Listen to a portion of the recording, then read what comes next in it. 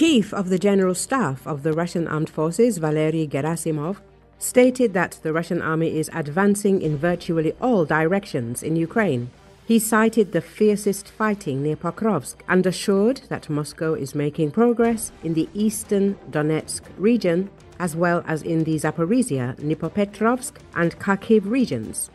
However, these military reports are merely empty words for the Kremlin. Reuters reports the fiercest fighting is taking place in the Krasnoarmeysk direction, where the enemy is unsuccessfully trying to stop our advance, Gerasimov said, using the Soviet name for Pokrovsk.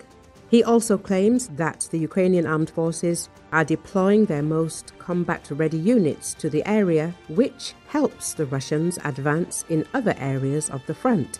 However, his statements contrast sharply with the Ukrainian side's data.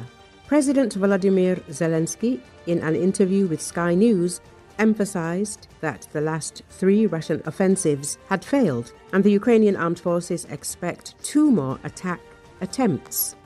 Ukrainian troops reported repelling attacks near Pokrovsk, and deep state analysts recorded Ukrainian Armed Forces successes in a neighboring city. At the same time, a representative of the Ukrainian unit in the Kupiansk direction stated that the Russians' attempt to advance ended in numerous captures. So, Russian military leaders continue to mislead the public and Vladimir Putin by reporting fabricated victories. Analysts say it shows a clear gap between Moscow's claim and the actual war situation. Despite years of bloody fighting, Russian advances have stalled and brought devastating losses. Ukrainian officials believe Russia's claims of creating security zones in Sumy and Kharkiv are a smokescreen.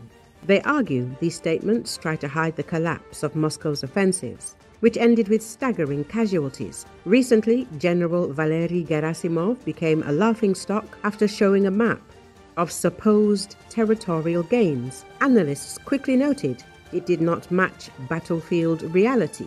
The map included grey zones and even areas still under Ukrainian control.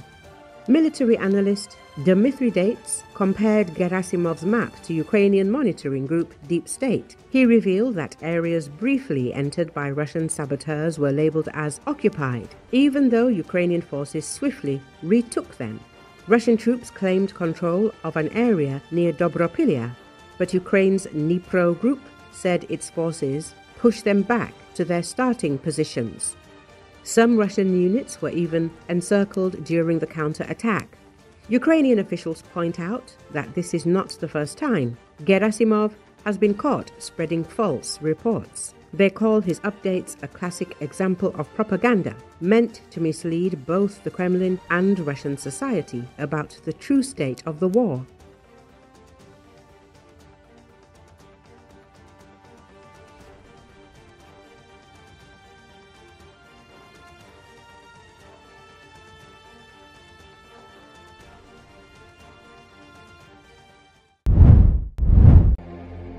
Denmark is leading a military exercise with hundreds of troops from several European NATO members in Greenland, a maneuver that coincides with months of tensions over the Trump administration's desire for U.S. jurisdiction over the vast Arctic territory.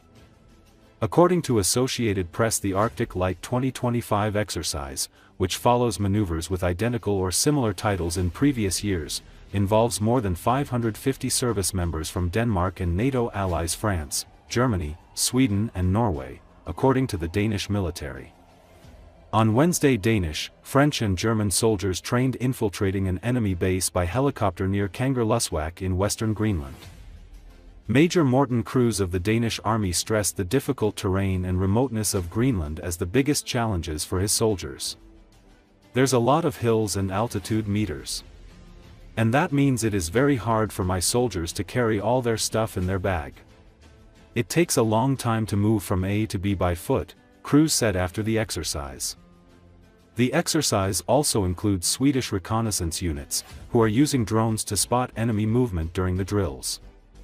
Kangerlussuaq is the main base for the Danish Air Force on the island. Located 25 kilometers further inland than the other coastal settlements in Greenland, the airstrip is protected by mountains on both sides. The nearby glacier creates a stable climate zone which makes the airfield usable throughout the year, unlike other airports on the coast, which have to put up with the ever unpredictable weather in Greenland. The stated aim of the exercise is to strengthen the operational readiness of the Danish Armed Forces and Greenland, a strategically located island that is a semi-autonomous territory of Denmark. The military says its personnel is training along with allies to reinforce their joint response capabilities against destabilizing threats to Greenland, the Kingdom of Denmark, and NATO in the North Atlantic and Arctic regions.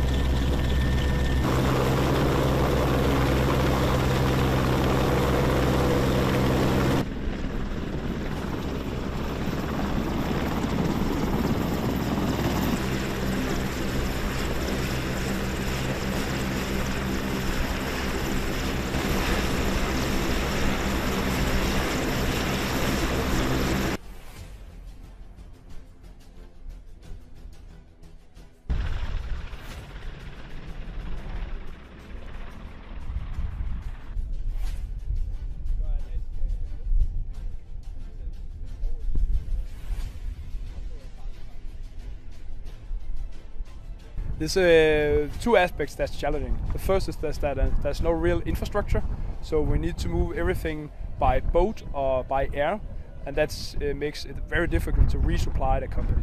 And the other thing is that there's a lot of hills and altitude meters, and that means that it's very hard for my soldiers to carry all their stuff on their back. It takes a long time to move from A to B by foot.